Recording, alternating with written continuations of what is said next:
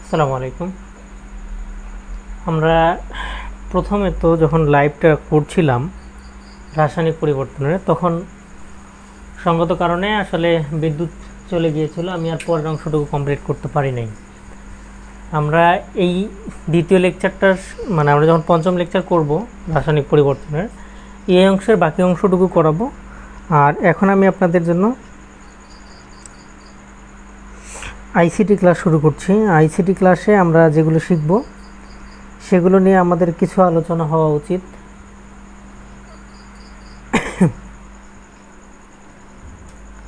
ICT ক্লাসে আমরা আজকে সংখ্যা পদ্ধতির যে রূপান্তর সেগুলো শিখব। তো যারা যেখানেই আছেন, আমরা ক্লাসের সব কিছু কন্টেন্ট শেয়ার করে দিব।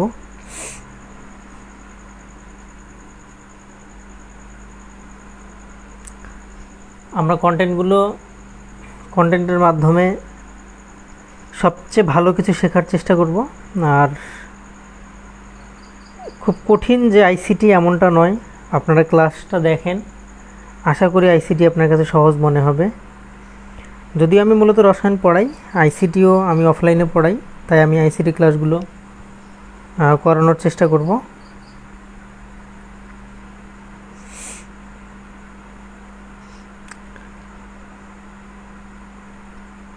যে যেখান থেকে আছেন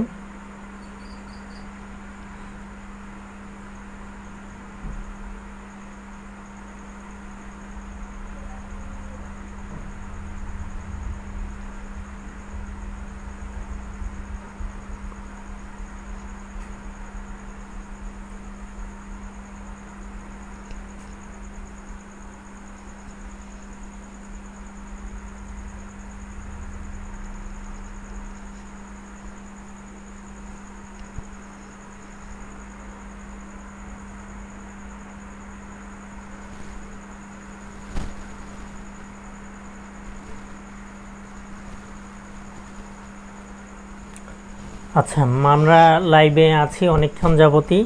আমি একটু চেক করে নিচ্ছি সবগুলো, যাতে করে কোনো সমস্যা না থাকে। ঠিক আছে, আপনারা যে যেখান থেকে দেখছেন, আমরা সর্বোচ্চ পরিমাণ চেষ্টা করব যাতে করে ক্লাসগুলো সুন্দরভাবে সুচারুরূপে করা যায়। আর এর জন্য আপনারা একটু কষ্ট করে ক্লাসগুলো শেয়ার করবেন। আমার জন্যও খুব সুবিধা হবে, আপনাদের জন্য তো অবশ্যই। আপনারা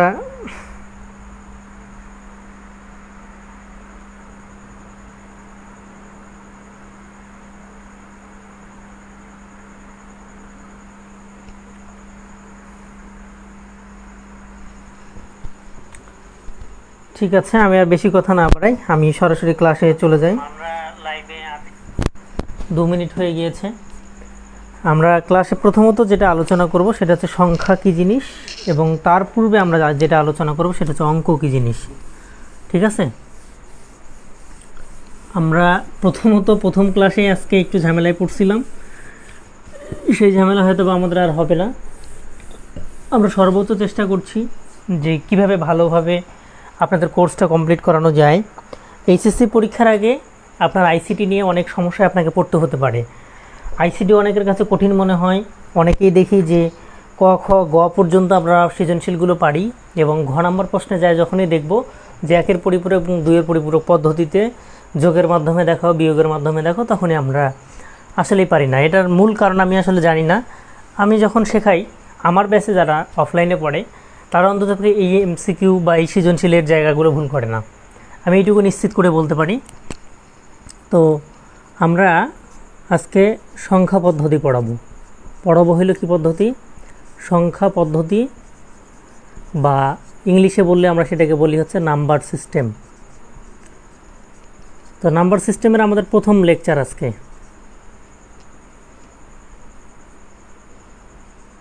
আচ্ছা, তাহলে নাম্বার সিস্টেমের প্রথম লেকচার, যে লেকচার হইল 1। আমার লেখা একটু বাড়ানো উচিত, লেকচার 1।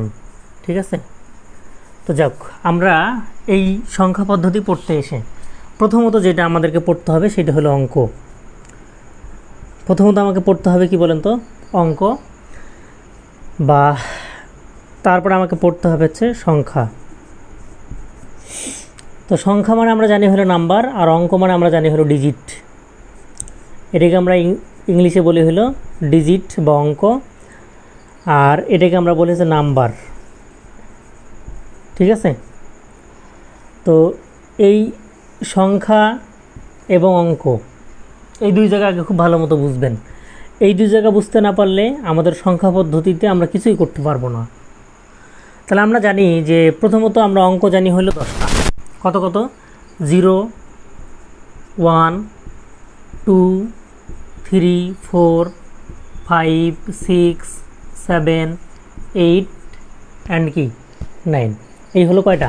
তাহলে আমাদের মোট অঙ্ক হইলো কয়টা বলেন তো? 10টি। মোট অঙ্ক হইলো 10টি। এখন এই অঙ্কগুলো মিলে যেটা তৈরি হয় সেটা নাম হলো সংখ্যা। দেখেন আমি যদি এখান থেকে 2টা অঙ্ক নিই, ধরেন 3 আর 4 নিলাম, আমি 3 এবং 4 পাশাপাশি লিখলে হবে 34, এবং হচ্ছে 4 এবং 3 যদি আমরা লিখি তাহলে হবে 43। তার মানে এইটা একটা সংখ্যা, এইটা একটা কী বলেন তো সংখ্যা। অর্থাৎ 2 বা ততোধিক অঙ্ক মিলে যেটা তৈরি হয় সেটার নাম কি? সংখ্যা। ঠিক আছে? আমরা আবার যদি দেখি যে আমি নিলাম হচ্ছে যে 1, এখান থেকে নিলাম হচ্ছে 5, আর এই হলো কি 9, যে 1, 5 অ্যান্ড কি 9 নিয়েছি, তাহলে একটা কি হইল? সংখ্যা। এটাকে যদি আমি আবার চেঞ্জ করে লিখি যে 1, 9, 5, তাহলে আমরা আরেকটা সংখ্যা পাবো।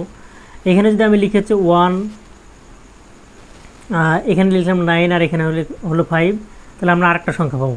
দেখেন অঙ্ক কিন্তু একই রকম আছে, 3টা অঙ্ক একই, কিন্তু সংখ্যা ভিন্ন ভিন্ন। ঠিক আছে? এই ভিন্ন ভিন্ন হওয়ার কারণ হচ্ছে, প্রথমত অঙ্ক থেকে সংখ্যা ভিন্ন হওয়ার প্রধান কারণ হইল স্থানীয় মান। কি মান? স্থানীয় মান। এই কথাটা আমাদেরকে অবশ্যই মাথায় রাখতে হবে। কি মান? স্থানীয় মান। কথা বুঝছি? তো স্থানীয় মানের উপরে ভিত্তি করে আমাদের যেটা কাজে লাগে সেটা হলো অঙ্ক এবং সংখ্যা। তো এই সংখ্যাগুলোর শ্রেণীবিভেদ যদি আমরা দেখি, যে সংখ্যার শ্রেণীবিভাগ আলোচনার আগে আমাকে প্রথমত যে জিনিসটা একটু মাথায় রাখা দরকার, যে সংখ্যা পদ্ধতিগুলো কোন পদ্ধতিতে আবিষ্কার হয়েছে। হ্যাঁ, মানুষ প্রথমত তাদের প্রয়োজনে, মানুষের কিসের প্রয়োজনে বলেন তো? নিজের প্রয়োজনে। এখন নিজের প্রয়োজনটা কখন শুরু হয়েছে? যখন মানুষ ব্যবসা বাণিজ্য শুরু করছে। কি শুরু করছে বলেন তো? ব্যবসা বাণিজ্য। মানুষ যখনই ব্যবসা বাণিজ্য করতে গেছে তখন তাদের আর একটা জিনিস দরকার হয়েছে, সেটার নাম হলো হিসাব নিকাশ। এই হিসাব নিকাশ করতে যেয়ে মানুষ প্রথমত যেটার প্রয়োজনীয়তা অনুভব করছে সেটা হলো সংখ্যা। কিসের অনুভব করছে? সংখ্যা। এবং যুগের বিবর্তনে মানুষ প্রথমত দড়িতে গিট দিয়ে হিসাব রাখার চেষ্টা করছে। তারপর হচ্ছে নুড়ি পাথর গণনা। ঠিক আছে? তারপরে মানুষের হাতে আসছে লৈখিক পদ্ধতি। এখন এই লেখাপড়াগুলো তারা কোথায় কোথায় করতো? ধরেন হচ্ছে গাছের বাকল,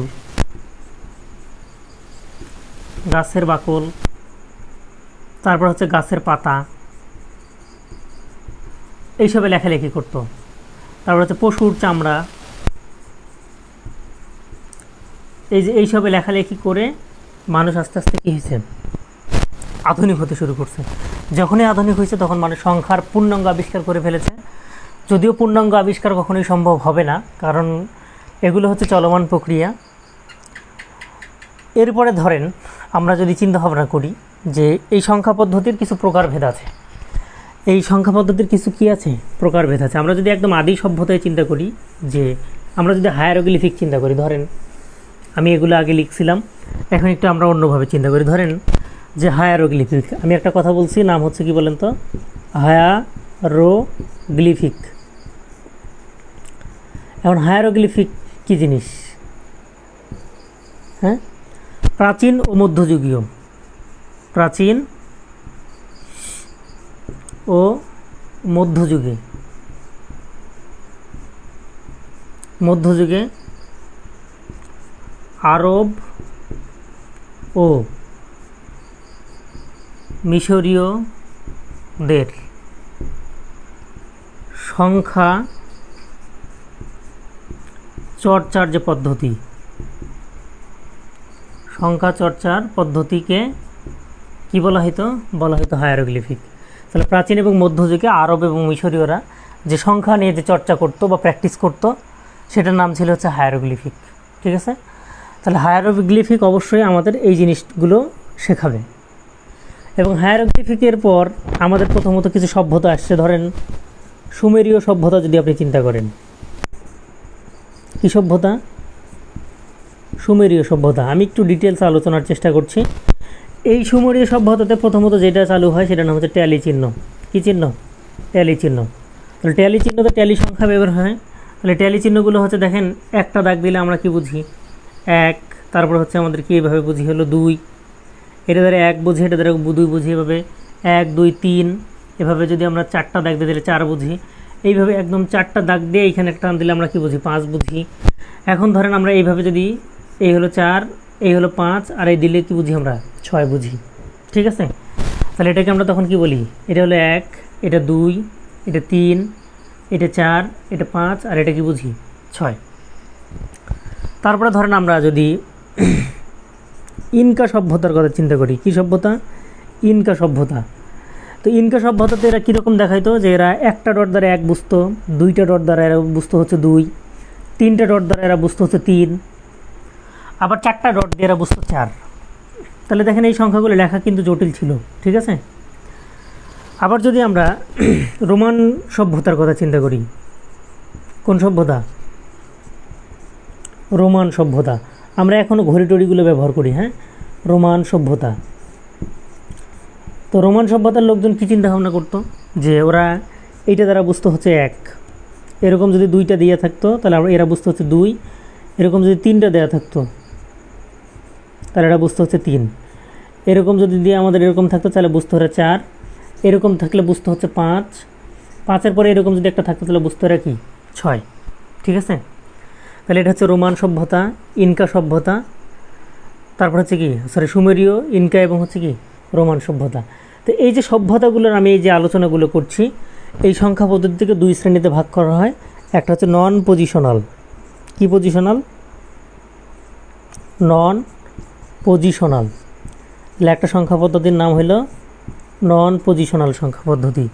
তো এই নন পজিশনাল সংখ্যা পদ্ধতিতে এই যে জিনিসগুলো আছে। আর একটা হচ্ছে পজিশনাল সংখ্যা পদ্ধতি। কি সংখ্যা পদ্ধতি? পজিশনাল সংখ্যা পদ্ধতি। পজিশনাল সংখ্যা পদ্ধতি। তো এই পজিশনাল সংখ্যা পদ্ধতি অনেকগুলো আছে, কিন্তু মূলত আমরা কয় প্রকার পড়ব? চার প্রকার। একটাকে আমরা বলি হচ্ছে দশমিক সংখ্যা পদ্ধতি, একটাকে আমরা কি বলি? দশমিক সংখ্যা পদ্ধতি, বা এই নাম্বার সিস্টেমের নাম হচ্ছে ডেসিমাল নাম্বার। কি নাম্বার সিস্টেম? Decimal number. ঠিক আছে? এরপরে ধরেন আমরা যদি দুই নাম্বার সংখ্যা পদ্ধতি চিন্তা করি, এই সংখ্যা পদ্ধতির নাম হচ্ছে দ্বিমিক সংখ্যা পদ্ধতি। কিমিক? দ্বিমিক। আমরা ইংলিশে এটাকে আমরা বলি হচ্ছে দ্বিমিক সংখ্যা, এটাকে বাংলায় আমরা বলছি দ্বিমিক। দ্বি মানে হলো দুই, এটাকে আমরা ইংলিশে বলি হচ্ছে binary number system. Binary number system, binary সংখ্যা পদ্ধতি। এরপরে তিন নম্বরে যদি আপনি চিন্তা করেন, ধরেন আমি তিন নম্বরটা যদি এখানে লিখি, তিন নম্বরে যে সংখ্যা পদ্ধতি, সেই সংখ্যা পদ্ধতির নাম হইল আমাদের হচ্ছে অক্টাল সংখ্যা পদ্ধতি। ঠিক আছে? যে 8 ভিত্তিক সংখ্যা পদ্ধতি। কি ভিত্তিক? 8 ভিত্তিক সংখ্যা পদ্ধতি। এই সংখ্যা পদ্ধতির নাম হচ্ছে অক্টাল। অক্টাল সংখ্যা। ঠিক আছে? বা অক্টাল নাম্বার। 8 ভিত্তিক হইলে আমাদের হবে কি বলেন তো? Octal number. এরপরে 4 নম্বরে যদি আমি চিন্তা করি, সেটাকে আমরা বলি হচ্ছে 16 ভিত্তিক সংখ্যা পদ্ধতি। কয় ভিত্তিক? 16 ভিত্তিক। এটাকে আমরা বলি হচ্ছে হেক্সাডেসিমাল। এই সংখ্যা পদ্ধতির নাম হলো হেক্সাডেসিমাল নাম্বার। তো এইখানে আমরা একটা জিনিস বুঝতে পারতেছি কি, যে এখানে 10 শব্দটা উল্লেখ আছে, তার মানে আর বেস বা ভিত্তি হচ্ছে 10। তাহলে এই সংখ্যা পদ্ধতির বেস বা ভিত্তি হলো কত বলেন তো? 10। অর্থাৎ এখানে টোটাল নাম্বার থাকবে কয়টা? 10টা। দ্বিমিক মানে আমরা বলছি হচ্ছে 2, অর্থাৎ এখানে টোটাল নাম্বার থাকবে কয়টা? 2টা। এখানে 8 ভিত্তিক আমরা বলেই দিয়েছি, তার মানে এখানে মোট নাম্বার থাকবে কয়টা? 8টা। এখানে 16 ভিত্তিক নাম্বার সিস্টেম, তার মানে এখানে নাম্বার থাকবে টোটাল হচ্ছে আমাদের কয়টা? 16টা। কয়টা বলেন তো? 16টা। দেখেন হেক্সা মানে 6, হেক্সা মানে কত? 6, হেক্সা মানে হলো 6। আর এই যে ডেসিমাল মানে আমরা জানি হচ্ছে কত? 10। তাহলে 10 আর 6 আমাদের কত হলো বলেন তো? 16। এখন একটা জিনিস বোঝেন, আপনি একটা সিম্পল জিনিস বোঝেন যে একটা ব্রাজিল নামে একটা টিম আছে, ওদের মিশন হলো হেক্সা, ঠিক আছে? তো এরা মনে হয় 10 বার যাবত এটা চেষ্টা করে যাচ্ছে, এই জন্য হচ্ছে হেক্সাডেসিমাল মানে হচ্ছে 16। অনেকের হয়তো মন খারাপ হতে পারে। তো যাই হোক, তো আমাদের সংখ্যা পদ্ধতির এই হলো প্রকারভেদ। তাহলে সংখ্যা পদ্ধতি আমরা টোটাল বুঝলাম হচ্ছে কয় প্রকার? 2 প্রকার। কত প্রকার? 2 প্রকার। একটা হলো পজিশনাল, একটা হচ্ছে পজিশনাল, আর 2 নাম্বার আমরা মনে রাখবো হলো নন পজিশনাল। নন পজিশনাল। তাহলে সংখ্যা পদ্ধতি আমাদের টোটাল 2 প্রকার, একটা পজিশনাল সংখ্যা পদ্ধতি আর একটা হচ্ছে নন পজিশনাল সংখ্যা পদ্ধতি। এই 2 সংখ্যা পদ্ধতি নিয়েই আমাদের আলোচনা। তো এর মধ্যে আমরা নন পজিশনাল কোনগুলো পাইছি? সুমেরীয়, ইনকা এবং হচ্ছে রোমান সভ্যতাগুলো। আর পজিশনাল সংখ্যা পদ্ধতি হচ্ছে কি? দশমিক সংখ্যা পদ্ধতি, দ্বিমিক সংখ্যা পদ্ধতি, 8 ভিত্তিক এবং হচ্ছে 16 ভিত্তিক। আমরা ইংলিশে এদেরকে বলতেছি ডেসিমাল, বাইনারি, অক্টাল অ্যান্ড হচ্ছে কি হেক্সাডেসিমাল। তো এর পরের যে আলোচনা সেই জায়গাতে আমরা যদি আসি, একটু সহজে বোঝার চেষ্টা করব। হ্যাঁ, তা আমাদের সংখ্যা পদ্ধতির পরের আলোচনাটা আমরা একটু আলোচনা করি যে পজিশনাল সংখ্যা পদ্ধতি এবং নন পজিশনাল সংখ্যা পদ্ধতির কাহিনীটা আসলে কি। একজনের স্থানীয় মান থাকবে, আরেকজনের স্থানীয় মান থাকবে না। তাহলে আমি কি বললাম? যে একজনের স্থানীয় মান আছে, আরেকজনের স্থানীয় মান নাই। এই কথাটা একটু বোঝেন। আমরা পজিশনাল আর নন পজিশনালের মধ্যে একটু পার্থক্য খুঁজে বের করার চেষ্টা করি। পজিশনাল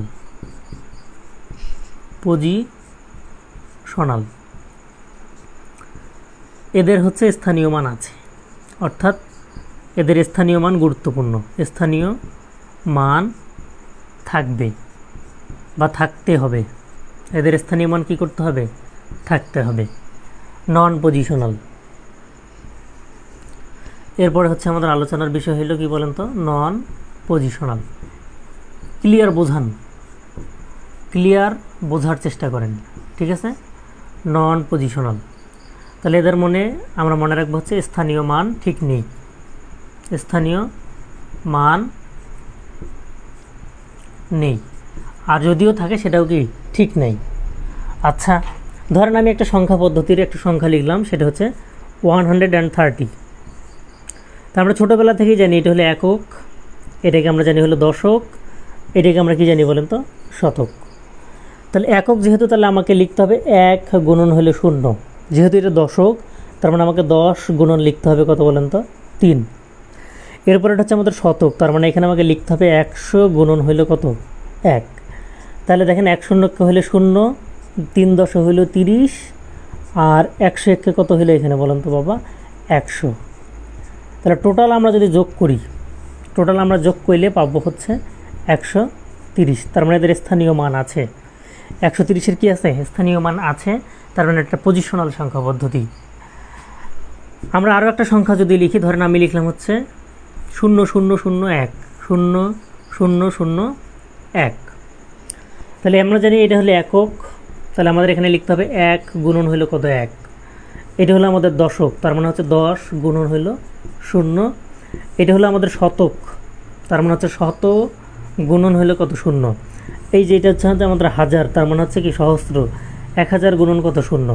তাহলে আমি যদি করি, তাহলে 1 1কে 1, 10 শূন্যকে 0, 100 শূন্যকে 0, 1000 শূন্যকে কি 0। তারপরে আমাদের যোগ করে আমরা পাবো হচ্ছে এখানে কত? 1। ঠিক আছে?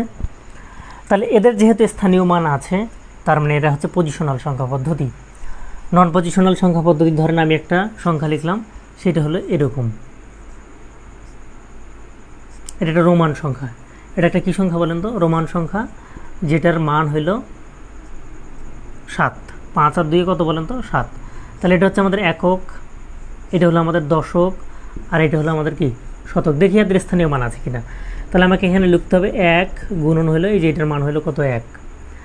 এটা হচ্ছে আমাদের কত? 10 গুণন কত লিখতে হবে বলেন তো? 1। এরপর হচ্ছে আমাদের 5 এটা যেহেতু আছে তার মানে 100, এটা শতকের ঘরে, তাহলে 100 গুণন হইল কত? 5। আমরা দেখি যে এদের স্থানীয় মান ঠিক আছে কিনা। ঠিক আছে, তাহলে 1 1 হচ্ছে 1, 10 1 কত? 10, আর এখানে 500 আর 100 গুণ করলে হবে কত? 500। তার মানে এটা হচ্ছে আমাদের 500 কত বলেন তো? 11, তাই না? তাহলে 511 কি আসলে সংখ্যাটা? না, সংখ্যাটা হচ্ছে আমাদের কত? শুধুমাত্র 7। তার মানে এদের স্থানীয় মান ঠিক নাই, তার মানে এগুলো হচ্ছে নন পজিশনাল সংখ্যা পদ্ধতি। কথা ক্লিয়ার? এইটুকু যদি আপনি বুঝে থাকেন, আমরা সংখ্যা পদ্ধতির মূল জায়গায় প্রবেশ করার চেষ্টা করব। ঠিক আছে, আমরা সংখ্যা পদ্ধতির মূল জায়গায় প্রবেশ করব। তাহলে আমরা এখন একটু সংখ্যা পদ্ধতির ক্ষেত্রে যেগুলো আলোচনা করব সেগুলো হচ্ছে পজিশনাল, যাদের স্থানীয় মান থাকবে। তাদের কি থাকবে? স্থানীয় মান থাকবে। তাহলে পজিশনাল সংখ্যা পদ্ধতির ক্ষেত্রে আমরা লিখতে পারি 1 নম্বর হচ্ছে আমরা লিখব হচ্ছে দশমিক সংখ্যা পদ্ধতি। কি সংখ্যা পদ্ধতি? দশমিক। আমরা ইংলিশে এটাকে বলতে হচ্ছে ডেসিমাল নাম্বার, এটাকে আমরা ইংলিশে বলি হচ্ছে ডেসিমাল। 2 নম্বরে আমরা মনে রাখবো হচ্ছে বাইনারি বা দ্বিমিক সংখ্যা পদ্ধতি, ইংলিশে আমরা এটাকে বলি হচ্ছে বাইনারি। হ্যাঁ অথবা না, আমরা যদি টকশোগুলো দেখে থাকি তাহলে বাইনারিতে উত্তর চায় কখনো কখনো টকশোর পরিচালক, উনি তখন বলে যে আপনি বাইনারিতে উত্তর প্রদান করেন, হয় হ্যাঁ বলবেন অথবা না বলবেন। তার মানে এখানে মোট 2টা সংখ্যা আছে, একটা হলো 0 আর একটা হলো 1। এরপরে 3 নম্বর যদি আমরা চিন্তা করি, এটাকে আমরা বলছি অক্টাল বা অষ্টক। বাংলায় আমরা কি বলি বলেন তো? অষ্টক, অথবা আমরা ভালো বাংলায় বলতে পারি হচ্ছে 8 ভিত্তিক, আর ইংলিশে বললে আমরা বলবো হচ্ছে অক্টাল নাম্বার। ঠিক আছে, ইংলিশে আমরা বলবো হচ্ছে অক্টাল। 4 নম্বরে আমরা মাথায় রাখবো হচ্ছে ষষ্ঠদশ, যেটা ষষ্ঠদশ বা হচ্ছে 16 ভিত্তিক সংখ্যা পদ্ধতি। কি ভিত্তিক? 16 ভিত্তিক। এটাকে আমরা বলি হচ্ছে হেক্সা ডেসিমাল। ষষ্ঠ মানে হলো হেক্সা, আর 10 মানে হলো ডেসিমাল। এটা আমি যতবার পড়াই ততবার আমার ব্রাজিলের নাম মনে পড়ে, হ্যাঁ, যে হেক্সা ডেসিমাল। তো ব্যাপার হচ্ছে যে একটু বোঝেন যে দশমিকে মোট নাম্বার আছে 10টা। একটা হলো 0, 1, 2, 3, 4, 5, 6, 7, 8 অ্যান্ড হলো কি 9। তার মানে দশমিকের ভিত্তি কত বাবা? দশমিকের ভিত্তি হলো 10। তার মানে মোট জয়টা নাম্বার আছে তার ভিত্তি তত। তাহলে দ্বিমিক সংখ্যায় আমি বলেছি মোট 2টা নাম্বার আছে, একটা হলো 0 আর একটা নাম হলো কি 1। তার মানে এর বেজ হচ্ছে কত? 2। এরপরে হচ্ছে আমরা 8 ভিত্তিক যে সংখ্যা পদ্ধতিতে লিখতেছি, এখানে মোট নাম্বার আছে 8টা। তাহলে 0, 1, 2, 3, 4, 5, 6, 7 এই পর্যন্ত হচ্ছে টোটাল 8টা। 0 থেকে 7 পর্যন্ত কয়টা? 8টা। এই জন্যের ভিত্তি হচ্ছে 8। এরপরে এইটা যেটা আমাদের হেক্সাডেসিমাল, এখানে নাম্বার হচ্ছে 0 থেকে 1, 2, 3, 4, 5, 6, 7, 8, 9। তাহলে 0 থেকে 10 পর্যন্ত, মানে 9 পর্যন্ত 10টা। এরপরে যে 11 নাম্বার যেটা, সেটাকে আমরা বলবো হচ্ছে এ। 11 হইলে আমরা বলবো হচ্ছে এ। তারপরে আমাদের আসবে হচ্ছে বি, এটা হলো 12। সি, এটা হচ্ছে 13। এরপরেটা হলো আমাদের ডি, এটা হলো 14। ই, এটা হলো 15। আর এরপরেটা হচ্ছে এফ, এটা হলো আমাদের কি বলেন তো 16। তাহলে এই যে হেক্সাডেসিমালের স্পেশাল জায়গায় কিন্তু এই 6টা। ঠিক আছে, আর এই পর্যন্ত হচ্ছে আমাদের ডেসিমাল। তো এই যে ব্যাপারটা, এই সংখ্যা পদ্ধতির এই জায়গাটুকু যদি আমি ভালো মতো আয়ত্ত নিতে পারি, তাহলে আমাদের মোটামুটিভাবে সংখ্যা পদ্ধতির যে মূল কনসেপ্ট সেটা আমাদের মাথায় ঢুকতে শুরু করবে। আমি একটা ছক বোঝাবো, যেই ছকটা আপনাদের জন্য খুবই গুরুত্বপূর্ণ। ঠিক আছে, তাহলে এইখানে যেহেতু মোট 16টা, তার মানে আর ভিত্তি হচ্ছে কত বলেন তো? 16। এর ভিত্তি বা বেজ হচ্ছে কি 16। তাহলে এগুলোর নাম হলো বেজ, বা বাংলায় বললে আমরা বলি হচ্ছে কি বলেন তো বাবা? ভিত্তি। তাহলে এর ভিত্তি হলো 10, এর ভিত্তি হলো 8, এর ভিত্তি হলো কত? 16, আর এর ভিত্তি হলো কত? 2। একটু কষ্ট করে মনে রাখি, এইখান থেকে একটা এমসিকিউ পড়বে। হ্যাঁ, এইখান থেকে আমাদের একটা এমসিকিউ পরীক্ষায় কমন পড়তে পারে। আচ্ছা, তাহলে আমাদের সংখ্যা পদ্ধতির এই জায়গাটুকু যেহেতু আমরা আলোচনা করলাম, আমরা নেক্সট যেটাতে আলোচনায় যাব। নেক্সট আমরা একটা ছক বুঝবো। ওই ছকটা যদি আমরা বুঝতে পারি, তাহলে দেখবেন আপনি অনেকগুলো এমসিকিউ কমন পাইতেছেন এখান থেকে। এবং এমসিকিউ কমন পাওয়ার জন্য আপনার সবচেয়ে গুরুত্বপূর্ণ জায়গায় হলো সেটা, আমি ছকটা বুঝাই, আপনারা একটু কষ্ট করে বোঝেন। আর একটু ভালো মতো আইসিটি ক্লাসগুলো করলে এবং সেই অনুযায়ী প্র্যাকটিস করলে আপনার কাছে আইসিটি খুব ইজি মনে হবে। আইসিটি কঠিন জায়গা না, এটা আমি বরাবরই ক্লাসে বলি, অফলাইনে অনলাইনেও বলতেছি, আইসিটি কঠিন জায়গা না। আইসিটি তো অনেকের কাছে প্রোগ্রামিং কঠিন মনে হয়, প্রোগ্রামিং আসলে কঠিন না, কিছু ফরম্যাট যদি আমরা মাথায় রাখি প্রোগ্রামিং ইজি হয়ে যাবে। যারা 25-এর পরীক্ষার্থী আছেন তারাও ক্লাসগুলো দেখেন, এবং আমি আপনাদেরকে বলেছি যেটা তার মধ্যে দেখবেন সমাধান হয়ে যাবে, ঠিক আছে। আচ্ছা, আমরা আলোচনায় প্রবেশ করেছি যেহেতু আমরা এইখান থেকে একটু ছক আকারে এগুলো একটু জানার চেষ্টা করব, ঠিক আছে। এক ছকেই মোটামুটিভাবে সংখ্যা পদ্ধতির A to Z ক্লিয়ার করা সম্ভব আমার পক্ষে, সেটাই আমি করার চেষ্টা করছি। আপনারা ছকটা একটু বুঝে করবেন, এটা না বুঝলে কমেন্টে প্রশ্ন করবেন, ওকে। ধরেন আমি এইভাবে যদি আমরা এই ছকটা আঁকাই তাহলে আমাদের জন্য সুবিধাজনক। এই ঘরটাকে আমরা বলতেছি ডেসিমাল নাম্বার, এটাকে আমরা বলবো হচ্ছে কি ডেসিমাল, এটাকে আমরা বলবো হচ্ছে বাইনারি, এটা হচ্ছে আমাদের অক্টাল, আর এই ঘরটা হচ্ছে আমাদের কি হেক্সা ডেসিমাল। সিম্পল বোঝার চেষ্টা করে যাব, ঠিক আছে।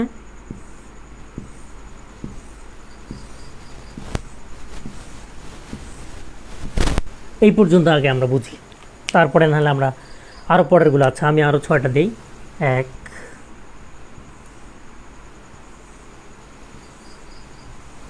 আচ্ছা এই পর্যন্ত বুঝি, আমরা আরও 2টা 3টা দিয়ে রাখতে পারি, সমস্যা নাই, আমার যতদূর পর্যন্ত দেখা যায়।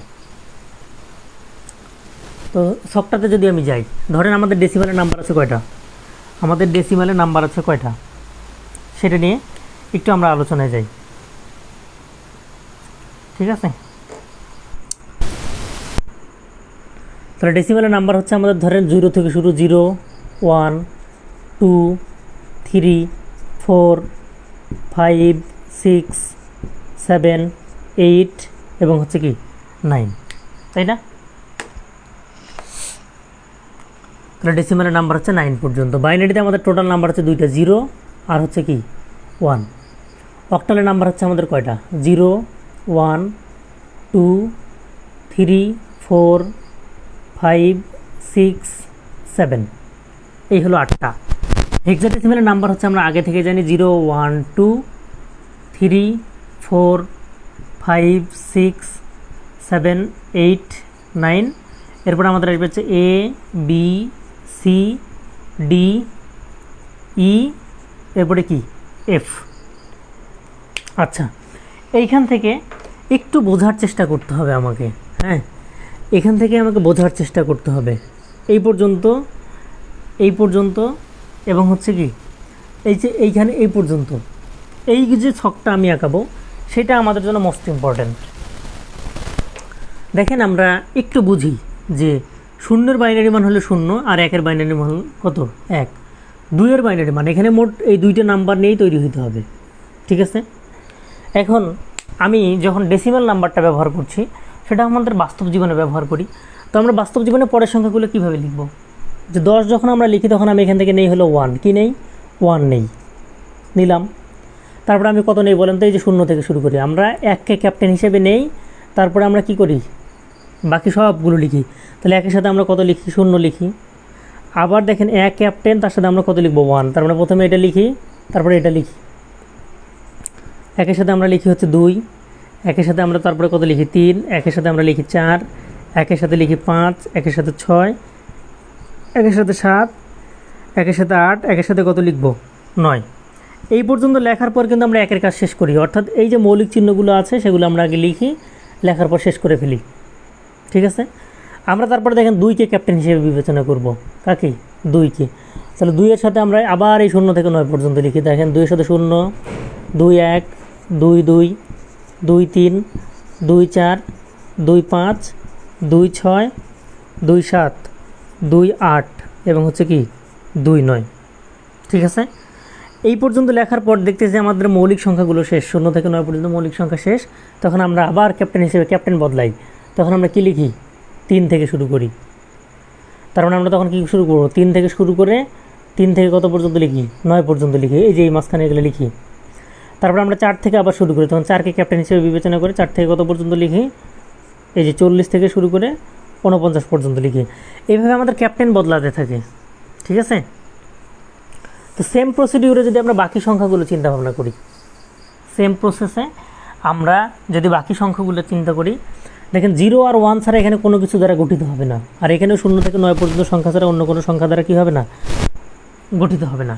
তো একটু বুঝি যে 0 আর 1 দিয়ে যদি আমরা চিন্তা করি, তাহলে 0 এরপরে কত 1।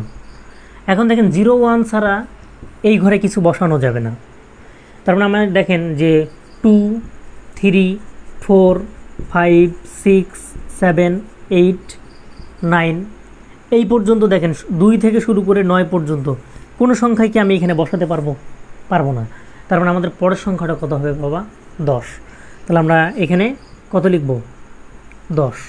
ওকে, এরপরে ধরেন আমি যদি 11 লিখি, দেখেন 11-র 1 1, 11-র 1 এখানে তো 1 আছে আমাদের, তাহলে 1 1 আমি এখানে লিখতে পারবো, ঠিক আছে। এরপর ধরেন 12 থেকে যদি আপনি শুরু করেন, 12 থেকে 99 পর্যন্ত যদি আপনি চিন্তা করেন, দেখেন 1 থাকলেও কিন্তু কি নাই, 2 নাই, 12 থেকে 99 পর্যন্ত আমাদের আর লেখার সুযোগ নাই। তার মানে আমরা পরের সংখ্যাটা কত লিখবো বলেন তো, 99-এর পরে কত, 100। তাহলে আমাদের 4-এর জন্য এই জায়গাতে আমাদের বসবে হচ্ছে কত, 100। এরপরে ধরেন আমি যদি 101 লিখতে পারবো, কারণ 101, তার মানে কি 101 এখানে আছে, তাহলে এখানে হবে হচ্ছে 101। দেখেন 102 থেকে যদি আপনি শুরু করেন, 102 থেকে কত, ধরেন 102 শুরু করলেন, 103 104 105 106 107 108 100 কত লিখলেন, 9। এরপরে হচ্ছে আমাদের কত, 110। দেখেন 102 থেকে শুরু করে 109 পর্যন্ত কোনো সংখ্যাই এর মধ্যে নাই, কারণ দেখেন 10 থাকলেও 2 নাই, 10 থাকলেও 3 নাই, 10 থাকলেও 4 নাই, 10 থাকলেও 5 নেই। তার মানে আমরা পরের সংখ্যাটা যদি লিখি 5-এর 6-এর জন্য আমরা এখানে লিখবো হচ্ছে 110। তাহলে 110-এর পরে আমরা বসাবো কত বলেন তো, 111। তাহলে আমরা এখানে কত লিখবো, 111 লিখলাম। এখন ধরেন 112 থেকে যদি আপনি চিন্তা করেন যে 112 থেকে শুরু করে 999 পর্যন্ত আর কোনো সংখ্যাই এর মধ্যে নেই, তার মানে 999-এর পরের সংখ্যা হচ্ছে আমাদের কত বলেন তো, 1000। ওকে, তার মানে আমাদের 8-এর জন্য এই জায়গাতে বসবো হচ্ছে কত, 1000। বুঝি, 8-এর জন্য আমাদের বসবে কত, 1000।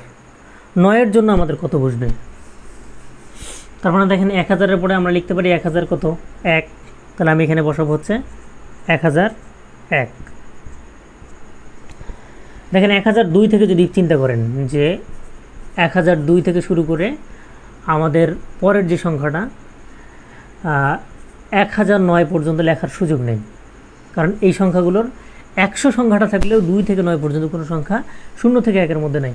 তার মানে 1010 আমরা লিখতে পারবো। 1000 কত লিখবো বলেন তো, 10। তার মানে আমাদের এই ঘরটা হচ্ছে 1010। তার মানে এই ঘরটা বুঝতে পারছি 1000 কত, 11। দেখেন 1012 থেকে যদি আপনি চিন্তা করেন, 1012 থেকে শুরু করে 1099 পর্যন্ত আপনি আর লিখতে পারেন না, ঠিক আছে।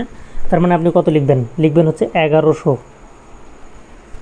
কত লিখবেন, 1100। এখন আমি যদি পরের ঘর চিন্তা ভাবনা করি, পরের ঘর যদি আমরা চিন্তা ভাবনা করি যে 1100-র পর আমরা 1101 লিখতে পারবো, লিখলাম যে 1101। দেখেন 1102 থেকে চিন্তা ভাবনা করেন, 1102 থেকে শুরু করে 1109, 1100 কত, 9 পর্যন্ত আপনি লিখতে পারবেন না। তার মানে এই ঘরটা হচ্ছে আমাদের 1100 কত বলেন তো, 10। এই ঘরটা হচ্ছে আমাদের 1110, আর এই ঘরটা হচ্ছে আমাদের কত হবে, 1111।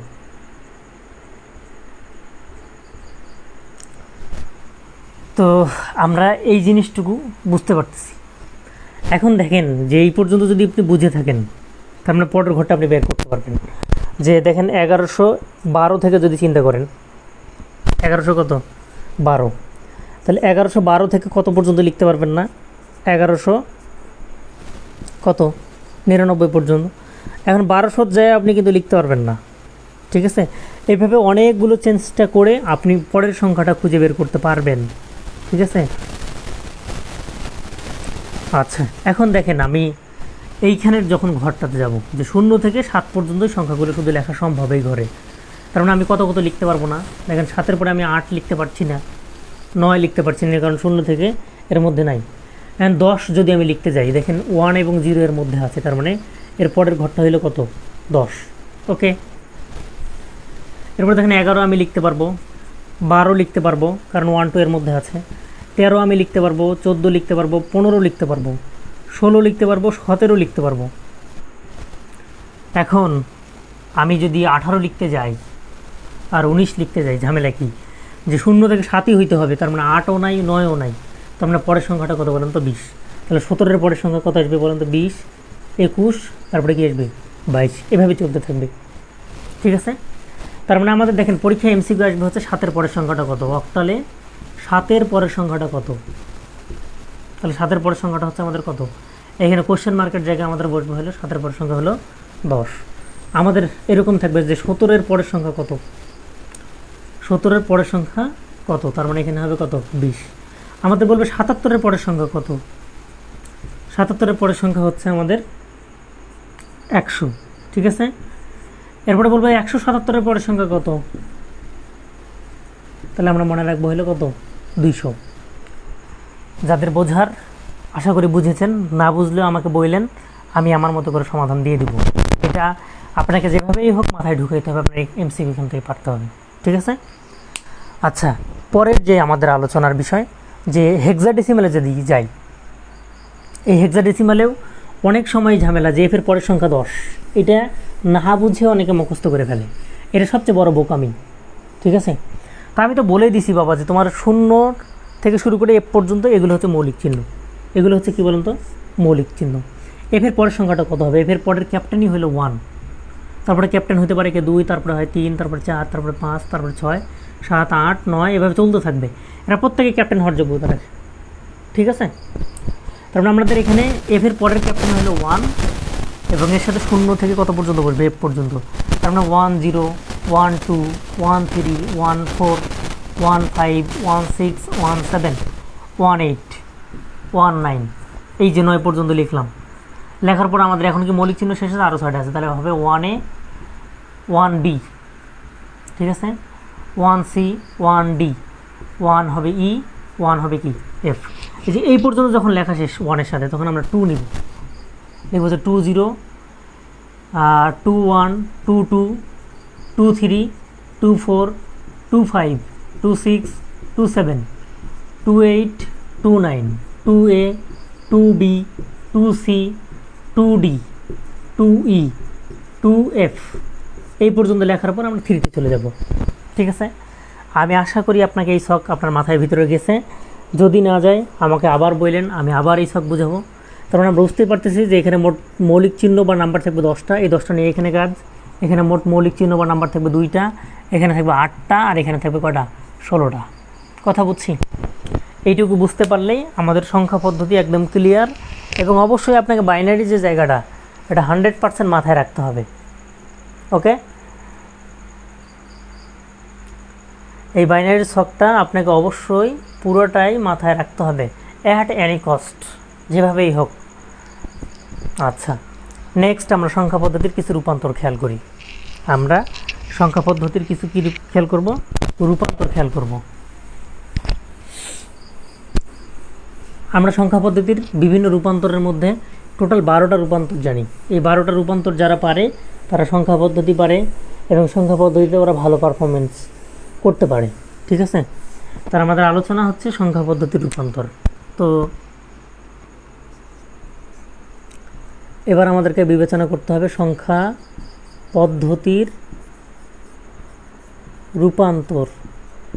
এই রূপান্তরের জন্য অনেকের মধ্যে অনেক কনফিউশন, এই রূপান্তর বুঝতে পারে না। দেখেন, আমি প্রথমত ডেসিমাল থেকে কোথায় কোথায় যেতে পারি, ঠিক আছে? ডেসিমাল থেকে আমি বাইনারিতে যাইতে পারি, অক্টালে যাইতে পারি, হেক্সাডেসিমালে যাইতে পারি। এইচতে হচ্ছে হেক্সা, ডিতে হলো ডেসিমাল। এখন এইখান থেকে যদি আমরা একটু চিন্তা ভাবনা করি, যে বাইনারি থেকে আমরা আবার কোথায় যেতে পারি? ডেসিমালে যেতে পারি। যে ডেসিমাল থেকে বাইনারি, আবার বাইনারি থেকে ডেসিমাল, অক্টাল থেকে ডেসিমাল, আমরা হেক্সাডেসিমাল থেকে কোথায় যেতে পারি, ডেসিমাল। তো এখানে মোট কয়টা হলো, 6টা। এখন দেখেন আপনি বাইনারি থেকে অক্টালে আসতে পারেন, আবার অক্টাল থেকে আপনি বাইনারিতে যেতে পারেন। আপনি অক্টাল থেকে হেক্সাডেসিমালে আসতে পারেন, আপনার হেক্সাডেসিমাল থেকে আপনি কোথায় যেতে পারেন, অক্টালে যেতে পারেন। এখন দেখেন যে আমি বাইনারি থেকে ডেসিমালে যাইতে পারি, হেক্সাডেসিমালে যাইতে পারি, আবার হেক্সাডেসিমাল থেকে আমি বাইনারিতে যাইতে পারি। কারণ আমাদের রূপান্তরগুলো একটু খেয়াল করতে হবে। এইখানেই সব কিছু আছে। এইখানের বেজ হলো 10, এখানের বেজ হলো 2, এখানকার বেজ হলো 8, আর এখানকার বেজ কত, 16, এখানকার বেজ হলো কত, 10। সিম্পলি বুঝি আমি তাহলে এখান থেকে যে জিনিসগুলো লিখতে পারি, যে ডেসিমাল থেকে আমি যাইতে পারবো হচ্ছে বাইনারিতে, আমি ডেসিমাল থেকে যাইতে পারবো হলো অক্টালে। ঠিক আছে, ডেসিমাল থেকে আমি কোথায় যেতে পারবো, অক্টালে। আমি ডেসিমাল থেকে যাইতে পারবো হচ্ছে হেক্সাডেসিমালে।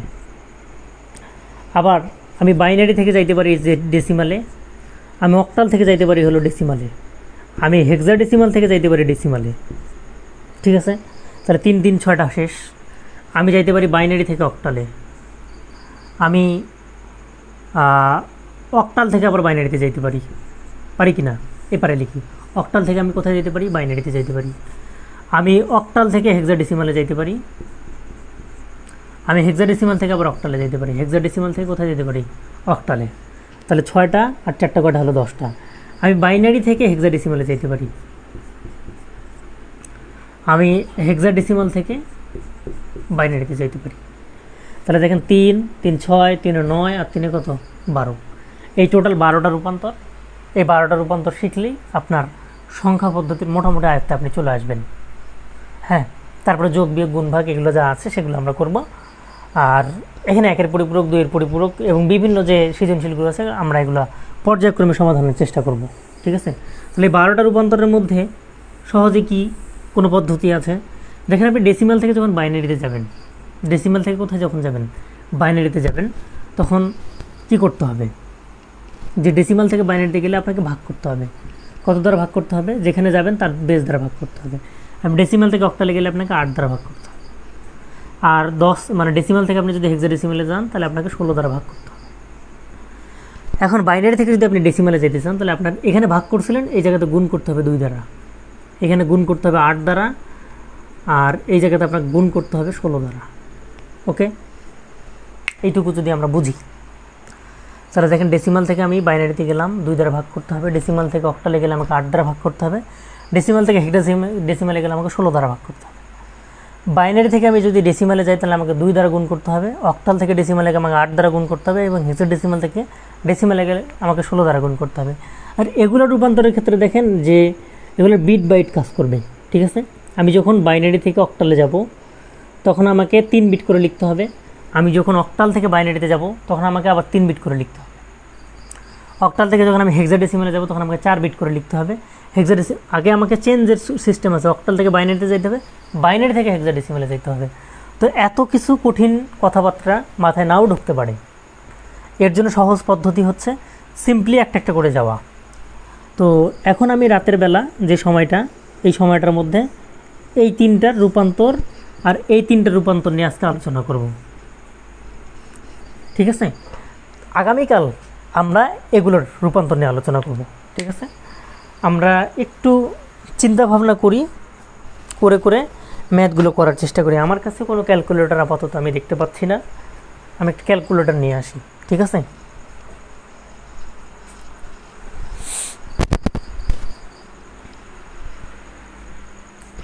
আচ্ছা যারা দেখছেন একটু ওয়েটিং, আমি একটা ক্যালকুলেটর নিয়ে আসি, তাহলে আমাদের ম্যাথ করতে খুবই সুবিধা হবে। 1 মিনিট।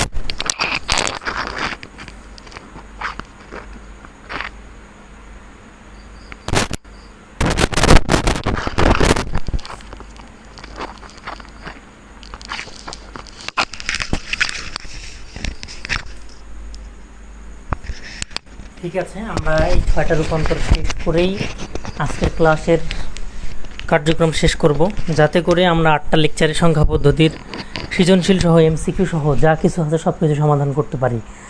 হ্যাঁ, তো একটু খেয়াল করেন, আমাদের ক্যালকুলেটর ছাড়া এই জায়গাটা একটু সমাধান করা টাফ। আমি এই জন্য ক্যালকুলেটরটা নিচ্ছি, যাতে করে আপনার সবগুলো উদাহরণই আমি আপনাকে করাই দিতে পারি। তো দেখেন আমি কোথায় কোথায় যাব। আমাদের জায়গা হচ্ছে ডেসিমাল থেকে বাইনারিতে যাওয়া, এবং বাইনারি থেকে কোথায় যাওয়া, ডেসিমালে আসা। ধরেন আমার কাছে একটা সংখ্যা আছে 45, আমার সবচেয়ে পরিচিত সংখ্যা এবং আমার উদাহরণের সবচেয়ে বেশি ব্যবহৃত সংখ্যাই হচ্ছে 45। এইটা একটা ডেসিমাল নাম্বার। আমি কীভাবে বুঝবো? যদি এখানে 10 লেখা থাকে, ঠিক আছে, এবং এইখান থেকে আমার যাইতে হবে বাইনারিতে। কোথায় যেতে হবে? তার মানে 2 বেজে যাইতে হবে। তাহলে আমি আগেই বলে দিছি যে ডেসিমাল থেকে বাইনারিতে গেলে 2 দ্বারা ভাগ করতে হবে। তাহলে দেখেন, আমি যদি চিন্তা ভাবনা করি যে 45কে 2 দ্বারা ভাগ করব, 45কে আমি কত দ্বারা ভাগ করব? 2 দ্বারা। তাহলে আমাদের 22 দুগুণ হলো 44, হাতে থাকে কত? 1। অনেকে এইভাবে করে আর কি, 45কে ভাগ করতে হবে 2 দ্বারা। ওকে, 2 দ্বারা ভাগ করলে আমাদের হবে হচ্ছে 22.5। এইখানে বসে 22, আর এই যে 0.5, এটাকে যদি 2 দ্বারা গুণ করেন তাহলে হবে হচ্ছে 1। এই হলো সেই 1। কথা বুঝছি যে 45কে ভাগ করলে হবে 22.5, 22টা বসবে এখানে, আর এই যে 0.5 যেটা বের হয়েছে এটাকে 2 দ্বারা যদি আমরা গুণ করি তাহলে হবে হচ্ছে 1, সেই 1টা বসবে হচ্ছে এখানে। এটাকে বলা হবে ভাগশেষ। এটা হচ্ছে আমাদের ভাগফল, আর এটা হলো ভাজ্য, আর এটা হলো ভাজক। এখন আবার 22কে যদি আমি চিন্তা ভাবনা করি যে 22কে 2 দ্বারা ভাগ করতে হবে, তাহলে হবে 11 দুগুণ 22, ভাগশেষ কিছু নাই। তাহলে এইখানে হবে 11, আর এইখানে ভাগশেষ কত? 0। কত দ্বারা ভাগ করতে হবে? 2 দ্বারা। আবার যদি আমি 2 দ্বারা ভাগ করি, 11কে 2 দ্বারা ভাগ করেন, 11কে ভাগ করতে হবে 2 দ্বারা, হবে হচ্ছে 5.5। তাহলে এইখানে বসবে হচ্ছে 5, আর এই 0.5কে 2 দ্বারা গুণ করলে হবে 1। তাহলে এই হলো কি 1। আমরা যদি আবার 5কে 2 দ্বারা ভাগ করি, 5কে 2 দ্বারা ভাগ করলে কত হবে বলেন তো? 2.5, তাই না? তাহলে এইখানে বসবে হচ্ছে 2, আর এই 0.5কে 2 দ্বারা গুণ করলে হাতে হবে কত? 1। তো এখন 2কে যদি আমি 2 দ্বারা ভাগ করি, একটু খেয়াল করি যে 2কে যদি আমি কত দ্বারা ভাগ করি? 2 দ্বারা ভাগ করি, তাহলে কী হবে? 2কে যদি আমরা 2 দ্বারা ভাগ করি তাহলে হবে হচ্ছে 1। তাহলে 2কে 2 দ্বারা ভাগ করলে হবে হচ্ছে 1, আর ভাগশেষ থাকবে এখানে কত? 0। এখন 1কে নিয়ে অনেকের কনফিউশন, এই জায়গাতে এসে আমি আর অঙ্ক পারি না, যে 1কে যদি আমি 2 ভাগ করি তাহলে হবে হচ্ছে 0.5। তাহলে এইখানে বসবে হলো 2 দ্বারা ভাগ করলে এখানে বসবে হচ্ছে 0, আর এই 0.5কে যদি আমরা কত দ্বারা গুণ করি? 2 দ্বারা গুণ করি, তাহলে হবে 1। এই হলো 1। এখন 0কে তো আপনি আর কোনো কিছু দ্বারা ভাগ করতে পারবেন না। 0কে 2 দ্বারা ভাগ করতে পারবেন? বলেন দেখি, যে 0/2 আসবে কি? আবার 0 আসবে না। তার মানে এইখানে যখনই 0 আসবে তখন আমাদের কার্যক্রম শেষ, এবং আমাদের নিচ থেকে যাইতে হয় কোন দিকে? উপরের দিকে। সংখ্যাটা লিখতে হবে কোন দিক থেকে? নিচ থেকে উপরের দিকে। নিচেরটার নাম হচ্ছে MSB, আর এই উপরেরটার নাম হচ্ছে LSB। ঠিক আছে, LSB আর MSB মানে কি, এবং এদের পূর্ণরূপটা অবশ্যই আমাকে মাথায় রাখতে হবে। ঠিক আছে, LSB মানে হচ্ছে লিস্ট, এসতে হলো সিগনিফিক্যান্ট মানে হচ্ছে গুরুত্ব, সিগনিফিক্যান্ট, বিতে হইল বিট। ওকে, MSB মানে হলো most significant bit, MOST, most significant. বিতে হলো কি বলেন তো? বিট। সিম্পল বুঝিন, এটাকে আমরা বাংলায় বলবো হচ্ছে সর্বোচ্চ গুরুত্বের অঙ্ক। মোস্ট মানে হলো সর্বোচ্চ, এটাকে আমরা বাংলায় বলবো হচ্ছে সর্বোচ্চ গুরুত্বের অঙ্ক বা সংখ্যা। অঙ্ক বা কী বলেন তো? সংখ্যা। এটাকে অনেকে MSB এর জায়গায় বলা হচ্ছে MSD। কি বলতে পারে? MSB এর জায়গায় বলতে পারে হচ্ছে MSD। মোস্ট সিগনিফিক্যান্ট বিটের জায়গায় ডি থাকলে হবে ডিজিট, অথবা এটাকে আমরা বলতে পারি LSB অথবা LSD। খুব ভয়ানক একটা মাদক। ঠিক আছে, লিস্ট সিগনিফিক্যান্ট বিট, ডি থাকলে হবে ডিজিট। লেখার পদ্ধতি কি? নিচ থেকে উপরে, তাহলে হবে 10 11 01। তাহলে এখানে হচ্ছে 10 11 01। ঠিক আছে, যে আমি ডেসিমাল থেকে কোথায় গেছি বাবা, বাইনারিতে গেছি। ওকে, এইটুকু যদি আমরা বুঝতে পারি, আমরা আরও কিছু উদাহরণ করতেই পারি। আমরা আরও কিছু উদাহরণ করি। এমএসবি এলএসবি আশা করি বুঝছেন। আমরা নেক্সট আর একটা উদাহরণ যদি আমরা করি, ধরেন আমার কাছে আছে হচ্ছে এরকম একটা সংখ্যা যার মান হলো 23। এইটা হচ্ছে আমাদের একটা ডেসিমাল নাম্বার, এটা আমাকে নিয়ে যেতে হবে হচ্ছে বাইনারিতে। কোথায় নিয়ে যেতে হবে? বাইনারিতে। তো আমরা বলেছিলাম যে 23কে কত দ্বারা ভাগ করতে হবে? 2 দ্বারা ভাগ করতে হবে।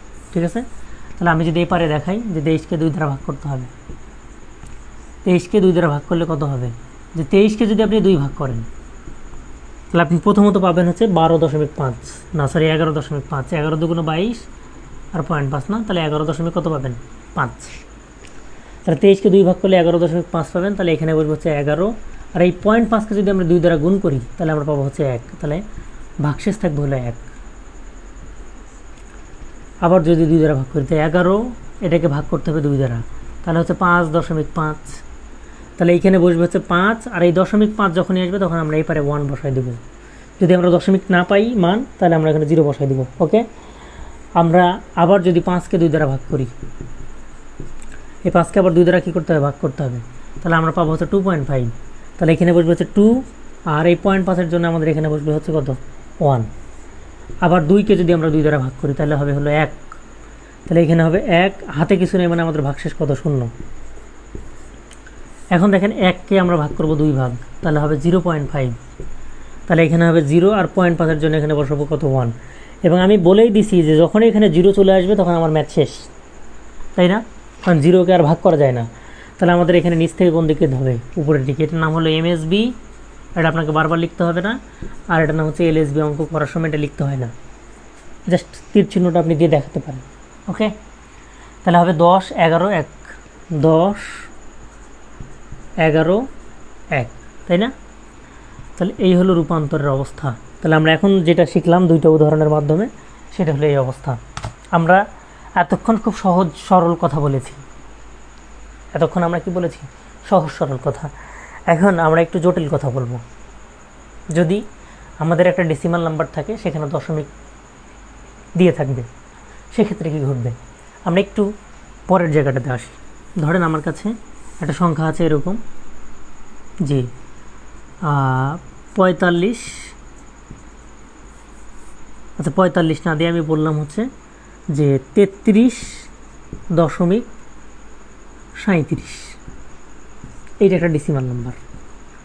এইটুকু করতে আমার কোনো অসুবিধা হবে না, এটা আমি জানি, কারণ এইটুকু আমি অলরেডি শিখে ফেলেছি। আমাদের সমস্যা হচ্ছে এই দশমিকের পরের মান। কোনটুকু? দশমিকের পরের অংশ। তাহলে আমাদের এই পর্যন্ত করতে কোনো অসুবিধা নেই। আমাদের অসুবিধা হচ্ছে কোন জায়গাটুকু? এই জায়গাটুকু করতে। এই জায়গাটুকু যদি আমরা করতে পারি তাহলেই আমরা খুব সুন্দর একটা নিয়ম শিখব। একটু বুঝি। দেখেন 33কে যদি আমি করতে যাই তাহলে কি ঘটনা ঘটবে? আমরা জাস্ট 33কে নিয়ে একটু কাজ করি। তো এই হলো 33, এটাকে আমার 2 দ্বারা ভাগ করতে হবে। 33কে যদি আপনি 2 দ্বারা ভাগ করেন তাহলে হবে 16.5। আপনি জানেন এখানে বসবে 16, আর 0.5-এর জন্য এখানে কত বসবে? 1, তাই না? আমরা 16কে যদি 2 ভাগ করি তাহলে হবে 8, তাহলে এখানে বসবে হচ্ছে 8, হাতে কিছু নেই মানে কত থাকবে? 0। 8কে যদি আমি আবার 2 ভাগ করি তাহলে হবে এখানে 4, তাহলে 8কে 2 ভাগ করলে হবে 4, হাতে কিছু নেই মানে কত? 0। আমরা 4কে আবার 2 ভাগ করব, তাহলে 2 দুগুণ হচ্ছে 4। 4কে যদি আমরা 2 ভাগ করি তাহলে হচ্ছে কত? এখানে বসবে হচ্ছে 2, হাতে কিছু নেই মানে কত? 0। আমরা 2কে 2 ভাগ করব, 2 ভাগ 2, তাহলে আমাদের এখানে হবে 1। তাহলে 2কে 2 ভাগ করলে হবে 1, হাতে কত নেই? 0। এখন 1কে যদি আপনি আবার 2 ভাগ করেন তাহলে হবে 0.5, তার মানে 1কে যদি আমি 2 ভাগ করি তাহলে এখানে হবে 0, আর 0.5-এর জন্য এখানে কত বসবে বলেন তো? 1। এইটুকু বুঝছি। তাহলে 33-এর জন্য আমরা কিন্তু অলরেডি বাইনারিতে মান একটা পাইছি, সেটা হচ্ছে 100,001,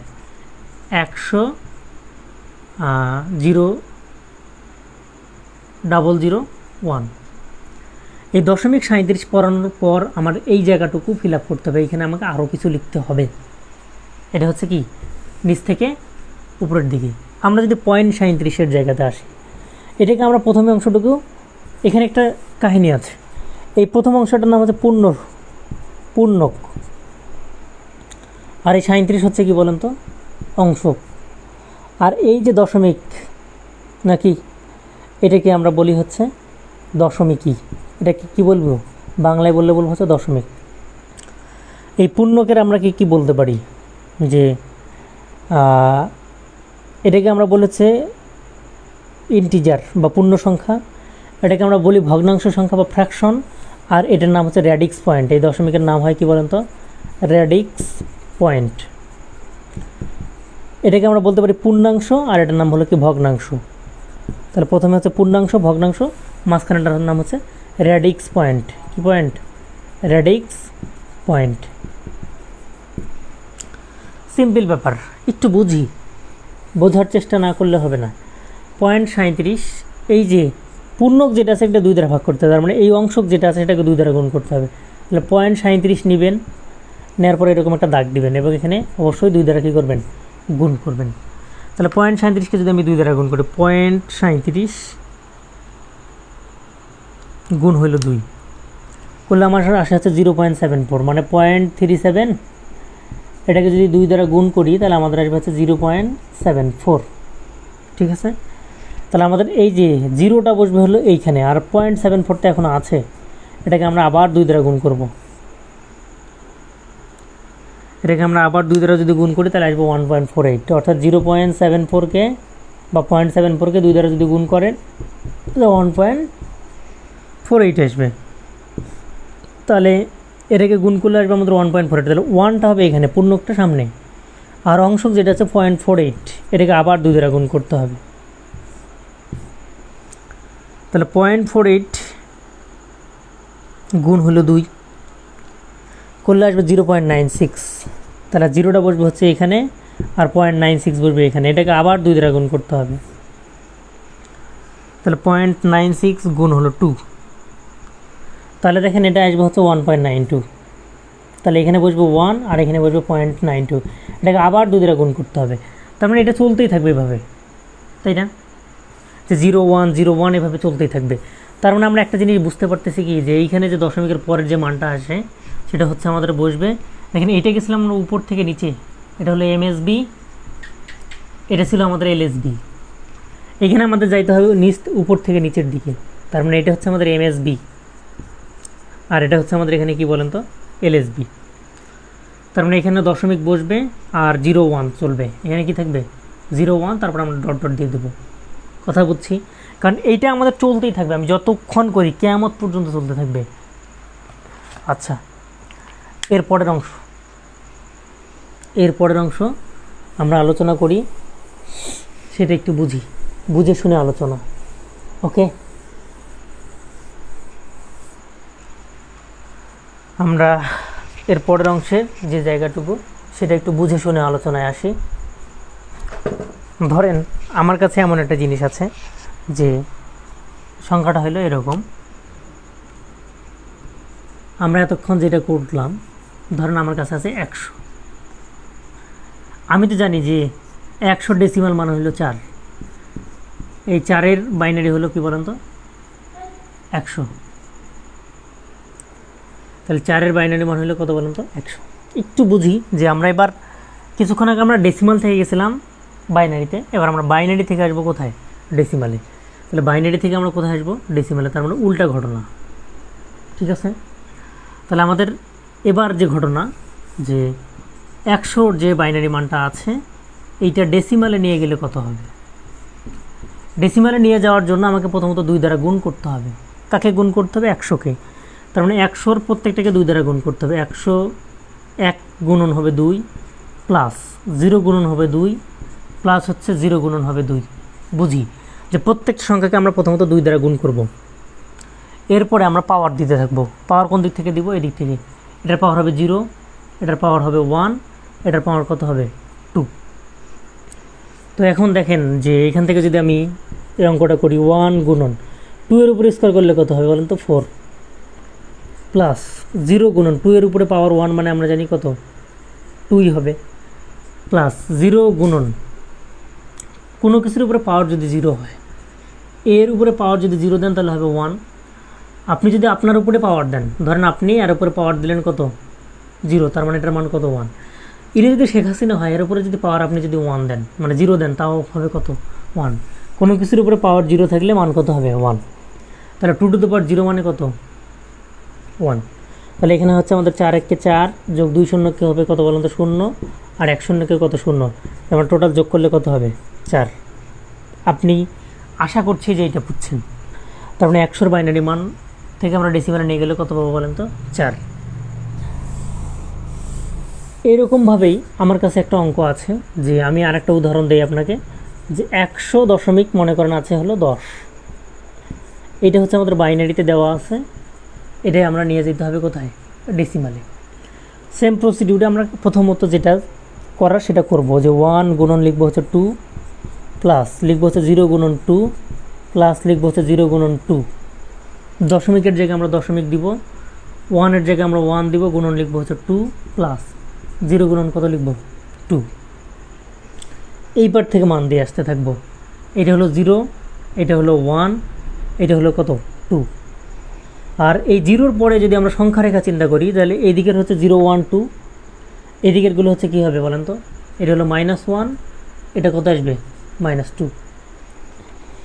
তাহলে এইখানে আমরা তো জানি তো এটার মান হচ্ছে 4, প্লাস এটাও 0, এটাও কি আসবে বলেন তো 0। আমরা আগের অঙ্ক করছিলাম, ওই জন্য আর বেশি কিছু বললাম না। এইখানে আমাদের আসল কাহিনী, এখানে 1 গুণন, মাইনাসের জন্য আমরা ভাগ চিহ্ন দিব, উপরে লিখবো হচ্ছে 1, আর মাইনাস বাদে যে মানটা থাকবে দেখেন, মাইনাসের জন্য ভাগ চিহ্ন, উপরে লিখবো হচ্ছে 1, মাইনাস বাদে যে মানটা সেটা নিচে, তাহলে মাইনাস যদি বাদ দেন তাহলে হবে থাকবে 2 টু দ্য পাওয়ার 1, প্লাস দিবেন। দেখেন 0-র সাথে পৃথিবীর যাই গুণ করেন না কেন 0ই হবে, এটার মান কত সরাসরি 0 বসাই দিবেন। তার মানে এখানে হচ্ছে 4 দশমিক, এইটুকুর মান যদি চিন্তা করেন, 1-এর সাথে উপরের 1 আর নিচের সাথে 1, নিচেও আছে 1 নাকি, তাহলে 1-এর সাথে 1 গুণ করলে উপরে হবে 1, আর নিচে দেখেন যে 2 টু দ্য পাওয়ার 1 মানে হলো 2, 2-এর সাথে যদি আমরা 1 গুণ করি তাহলে কত হবে বলেন তো 2। তার মানে আমাদের আসবে হচ্ছে 4.1/2 মানে আমরা জানি হলো 0.5। দেখেন এটা হলো পূর্ণক, এটাও একটা পূর্ণক, পূর্ণক পূর্ণক যোগ করেন, তাহলে 4 আর 0 যোগ করলে হবে 4, আর এই 0.5 আছে বসায় দেন, ঠিক আছে। তাহলে এটার উত্তর হচ্ছে পয়েন্ট কী বলেন তো 45। তো রাতের বেলা আমি আজকে যেটা শিখলাম, যে বাইনারি, ডেসিমাল থেকে বাইনারি শিখছি, আর বাইনারি থেকে আমরা ডেসিমাল শিখছি, এই দুইটাই শিখে রাখি, ঠিক আছে। আগামীকাল আমরা ইন ডিটেলস আরও বেশি কিছু পড়াবো, এইটুকুর মধ্যেই আমাকে সীমাবদ্ধ রাখতে হবে। রাত অনেক হয়ে গিয়েছে, আপনারাও ঘুমান, আমি একটু শান্তিতে ঘুমাই। সে পর্যন্ত ভালো থাকি, সুস্থ থাকি, আল্লাহ হাফেজ।